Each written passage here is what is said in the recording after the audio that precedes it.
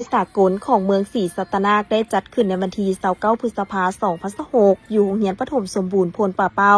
โดยการเข้าร่วมของท่านธินกรทองคำประธานคณะกรรมการปกครองเมืองศรีสัตนาคพร้อมด้วยครูอาจารย์ ผู้ปกครองและน้องน้อยนักเรียนเข้าร่วมท่านวายุแห่งดาวงไซหัวหน้าห้องการศึกษาธิการและกีฬาเมืองศรีสัตนาคได้ขึ้นผ่านความเป็นมา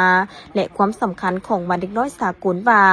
วันเด็กแต่ละปีแม้นเหตุการณ์พิเศษหนึ่งที่มีความหมายต่อเด็กจุดประสงค์ในใส่สุขยุส่งเสริมพัฒนาและปกป้องเด็กในทั่วโลกย้อนเห็นได้ความสำคัญของเด็กที่เป็นอนาคตของชาติบรรดาประชาชาติในทั่วโลกจึงได้มีการเฉลิมฉลองวันเด็กสากลตามเงื่อนไขและสภาพตัวจริงของประเทศของตน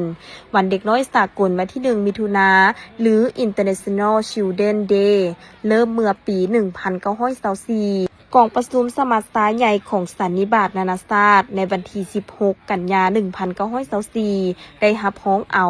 แถลงการณ์เสนอแนวเกี่ยวกับสิทธิของเด็กเป็นครั้งทำอิฐซึ่งได้ประกาศว่าเด็กมีความต้องการในการป้องกันและดูแลเบิ่งแยงเป็นพิเศษรวมทั้งการสุขยู่ส่งเสริมพัฒนาและปกป้องที่เหมาะสมทางด้านกฎหมายแก่เด็กก่อนเกิดและหลังเกิดย้อนว่าเด็กยังบ่ทันมีวุฒิภาวะที่สมบูรณ์ครบถ้วนทางด้านทางกายและจิตใจ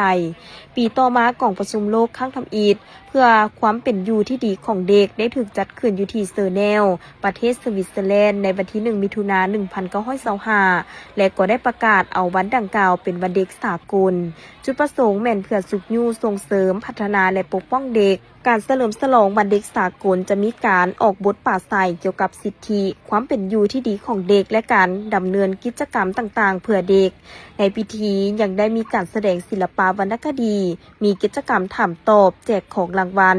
ยายของขวัญข้าวนมและน้ำหวานให้น้องน้อยนักเรียนที่เข้าร่วมจากนั้นคณะประธานครูอาจารย์น้องน้อยนักเรียนและภาคส่วนเกี่ยวข้อง